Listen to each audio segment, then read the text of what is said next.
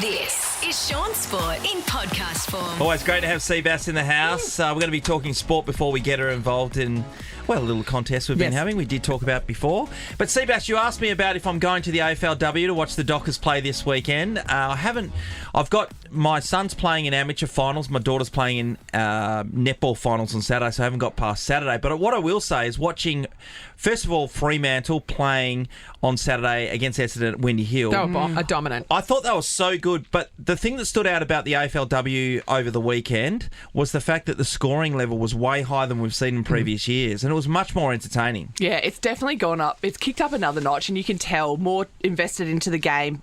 But longer pre-seasons, these women are starting to become semi-professional / full-time professional athletes. And so it's really exciting to see. And we were talking about, is there going to be a place for cross-coders in the future? And, the likes of Ash Brazel, Mon Conti, who have come over from other sports and are really superstars at the moment. In the future, there's going to be girls who have grown up with a football in their hand. And only that, Their skills are just going to be impeccable and there's not going to be any space. But at the moment, how exciting is it to see, some of the superstars, Ash McCarthy, she was amazing playing in the purple for her first time for a new club. She was so good. Mim Strom, she set the new record for hit-outs, in the AFLW, so that was pretty awesome. We mentioned Anya that kicked the four snaggers. Yeah. But Ash was playing, Brazel was your former teammate, she was playing off the half-back line, and to me, when I hadn't seen her play when she was playing at Collingwood and stuff, but I just thought she was just so natural. She was just so natural and very dominant. Yeah. I think what she brings to their Harley team Reid. is that calm composure. Almost. She's kind of done it all. She's a mature age athlete now, and so she's coming into that side where there is a lot of other experienced players around her, and she can just play a role, which is really awesome. And, she was an All-Australian halfback previously, and I think the last couple of years at Collingwood she's been thrown around for a few different positions, so putting her back where she naturally plays and where she's best at playing, I think will be great for them. But what really struck me as well is some of the concussions that happened across W on the weekend as well, and we saw Bonnie Toogood, she collided with one of her teammates, Amber Clark, and she was down for a long time. She had to be stretchered off, and I think in every single game there was a concussion or there was a head hit. Wow. So if I played a game, I'd need to be stretched off. Yeah. But it'd have nothing to do with concussion. Talking about cross-codes, what would you have naturally been good at, or what would you have wanted to be? So I got selected as a rower, actually, through WACE. Okay. We did the talent your identification height would when I was definitely at school, and they looked Yes. at my wingspan and how tall I The was. length of your forearms and is a picked good me up indicator. for rowing, but obviously never took it up. I was a netballer at that time. So I reckon rowing would be fun. I still think basketball, I look at what happens in the States, and going to play college basketball, I think would just be... Did you ever think about the basketball? Because, basketball is really a world game and netball isn't so much. So did you ever think about, when you're starting at sport, where's my sport going to take me the most? Well, no, because here in Australia, it's netball, isn't it? Like, you drive past Matthews Netball Stadium, you drive past Freo on the weekend. There's a billion kids out there playing. I think growing up, I started playing netball because my sports teacher was a netball coach. Yeah. And so the netball got put in my hand. We didn't have It's a a school natural basketball progression team. for a lot of kids, Yeah, and all my friends were playing, so I just wanted to join in with Yeah, them. nice. But you'd love to play AFL with the opportunity. Like, say a couple of years ago, you would go, okay, now I can see my skill set, which is being tall. Yes. Being able to take the ruck. Being tall, what a great honed skill, being tall. Yeah. You are nailing it, by the way. Harry Nailing Sandland's a champion. But it's like being born with a gift. It is. It really is. It is. Yeah. Yeah, but being tall takes away a lot of other strengths, so running. Yeah. And I think to play AFL, you need to be a really good runner. The Ks the girls are putting up these days are insane. So just being tall or just having one thing is not good enough these days. You have to be, kind of... So you trained with the Dockers for a day, didn't you? You're a Docker for a day. I got to take part in their whole day. So Thursday is their big day at the club where they do their education, they do their oppo analysis, then they come together and do their training session. I got to do their ruck craft stuff, and it was so much fun. It made me miss being an athlete, that's for sure. Oh, that's cool, Caitlin. Hey, in the paper today, I've been talking about a lot and laying the slippers into the East Fremantle Council, right?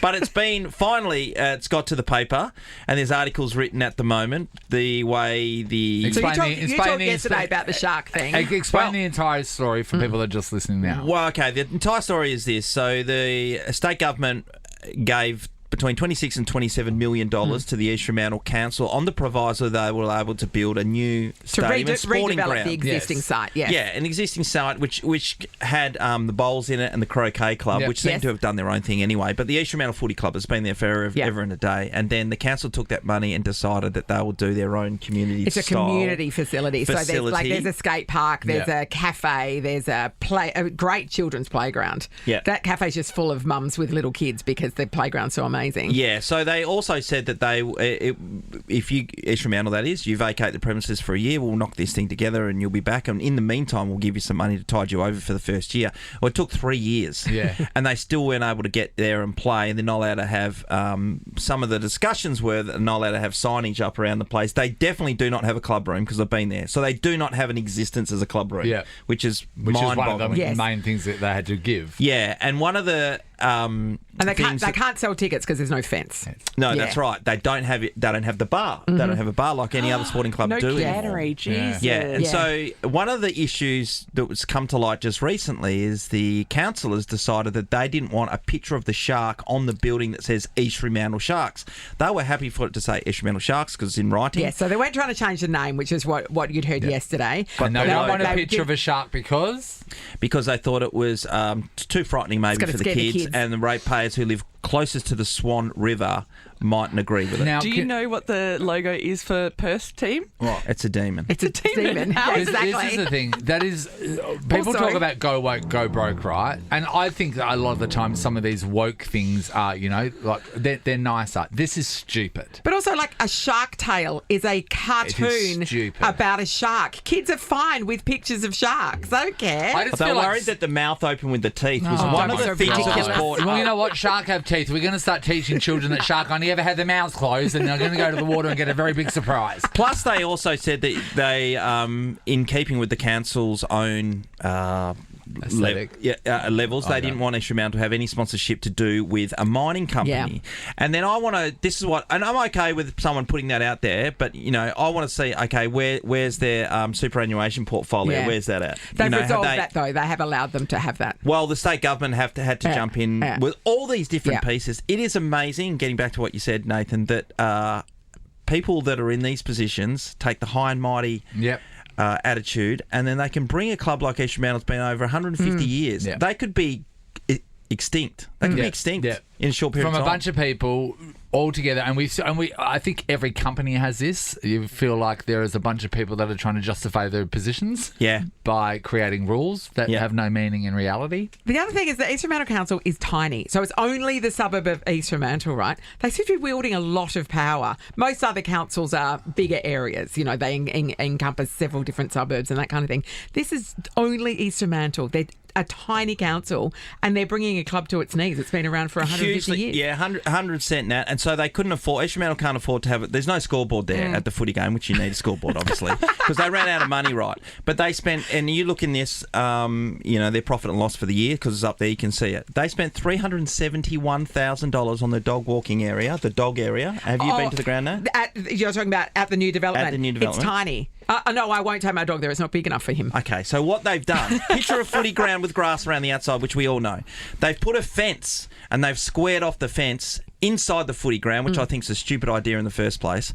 But anyway, it's a fence, and they've got one bin in the corner. I was there yesterday. One bin in the corner and a fence that keeps the dogs inside of a football ground. And they spent $371,000, and they do not have a scoreboard. Are people still just going to let their dogs run on the oval? Yes, because I walked around the outside and there was poo everywhere. And also, I've seen a big German Shepherd on that oval before. Yeah, he does what he wants. He can't jump the fence anymore. Do you think this drama is the reason why the Sharks have bombed out of finals? Yeah, because they haven't had a home for 3 years. I 100% believe that. And they had to play what was Claremont. a home final at Claremont. And also, it's hard to win when you're allowed to show your teeth. 100%. Shaun Sport in podcast form. 5 deserving local football clubs across Australia will receive $50,000 worth of products and materials as AFL partner Bunnings announces applications are open. By the way, you can make the most of this in all sporting clubs, and particularly the football clubs. Home ground advantage grants program. Yeah, That's how cute, good isn't is that? It's fantastic. Tim Kelly from the West Coast Eagles will be spruiking this. Morning, Tim. Good morning, guys. How we going? Hey, Tim, I love going to Bunnings, firstly. What is the aisle when you're at Bunnings that you always seem to do a little bit of a run down?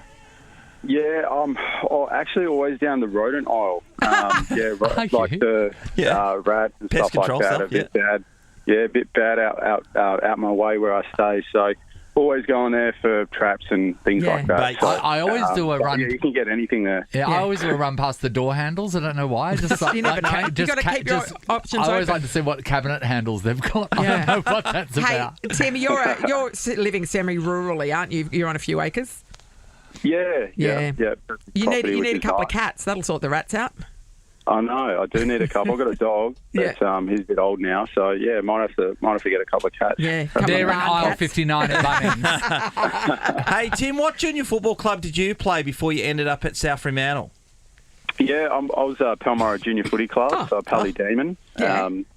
So, Sorry, East Fremantle zone? For our district. Yeah, that's right. So, grassroots footy is big for me. So, I was more than happy to be involved in this campaign, this partnership that Bunnings and the AFL have set up. I think it's a great campaign, for local footy clubs, and junior footy clubs to apply, and a $50,000 grant can do wonders for junior footy clubs. that I goes can a imagine long all way, the doesn't it? equipment and stuff. Upgrade You barbecue. and clubs and facilities and things like that. Yeah. So it's an amazing initiative. Hey, Tim, tough year for you guys. Has been for a number of years since. So you're on the lookout for a new coach, that being the West Coast Eagles.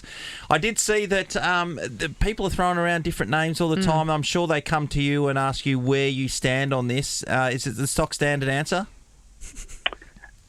It is, mate. It is the stock standard answer. Everyone's got a role to play at the club, and mine's obviously on the field. So, I'm watching eagerly. I'm obviously, there's a fair bit of excitement that comes around change. Obviously, Yeah, it's a lot of interest. Obviously, we need to fill the position of our head coach. So there's excitement around that. I'm watching pretty eagerly, but at the same time, I've got different priorities that are keeping me pretty busy outside of footy, but I'm certainly watching eagerly, that's for sure. Tim Kelly, so many people are asking you who you think the coach should be. I'm going to ask you the question, who do you think the coach shouldn't be? Well, it shouldn't be. Yeah.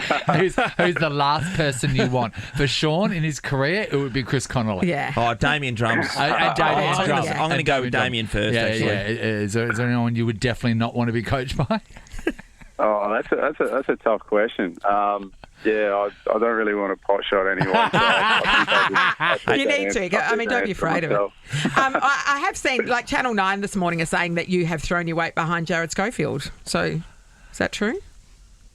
Yeah. Oh, look. I think they've sort of talked me into having, I guess, an opinion on it, and I'd be lying if I didn't put his name forward. I think he's done a hell of a job since he took over, and I've had a close relationship with him for a couple of years now as a midfield coach, and sort of had a bit to do with him in the WAFL. This is before AFL as well. So I got a good relationship. I think he brings a lot, and I think the last couple of weeks, I think the playing group really let him down. I don't think that was no I don't think failing that of really his. showcased the work that he brought forward. But I just threw that out there. But at the end of the day, it's not me who makes these decisions. It's up to the club, and it's in good hands. So I'm very confident the club will get the best candidate to come in and fill that position. So Will Schofield was saying that he expects Stephen King to be able, the novelist, Nathan, can you believe that? Yeah. To be able to take over the job.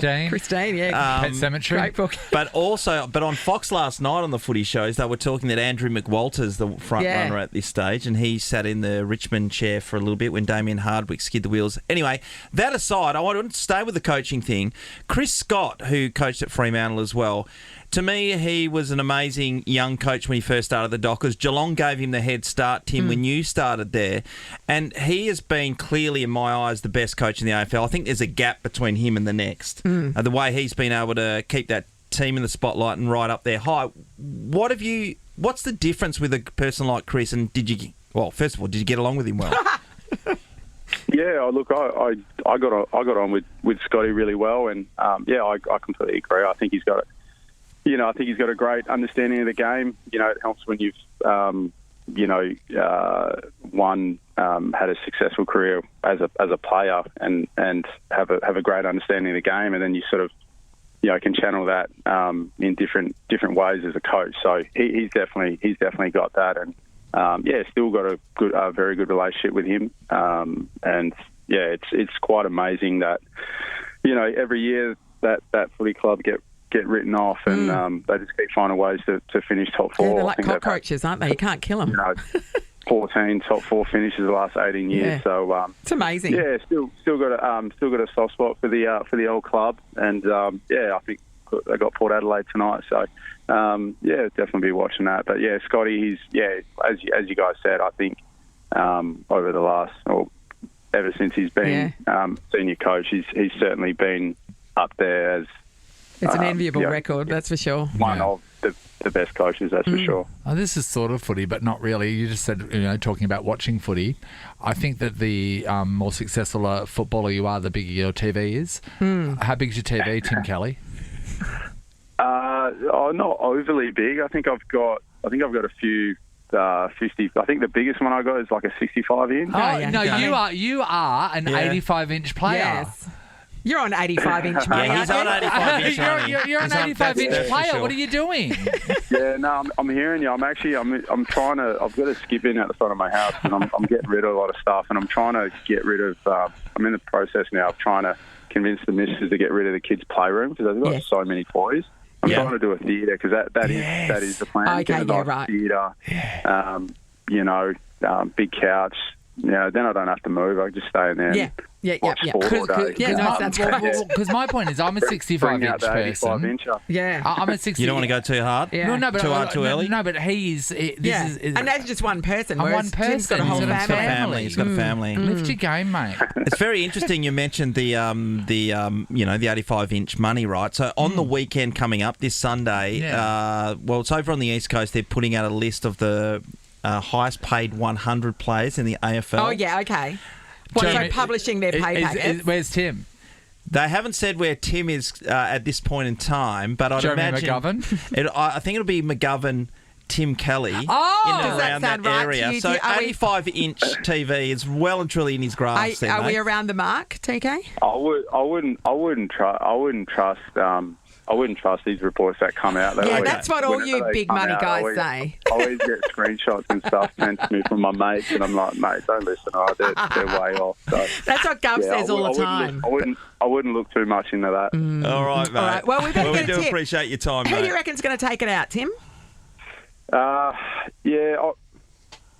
don't know. I still think I'm thinking Geelong. Obviously they embarrassed us a couple of weeks back, but I just think I don't know. I've got Geelong at the moment. I just think they've got all the right pieces, and especially if they get Tom Hawkins back, and he's a bloke who's done a lot in September. So I'm thinking them. If not, probably the Swans.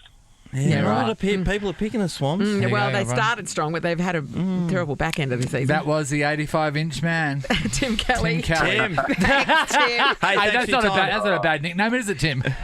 I mean, and if clubs are interested in that Bunnings Home Ground Advantage grant, go to bunnings.com.au/campaign/home ground advantage and have a look at that. Get some money for your club. Good on you, Tim. Thank you.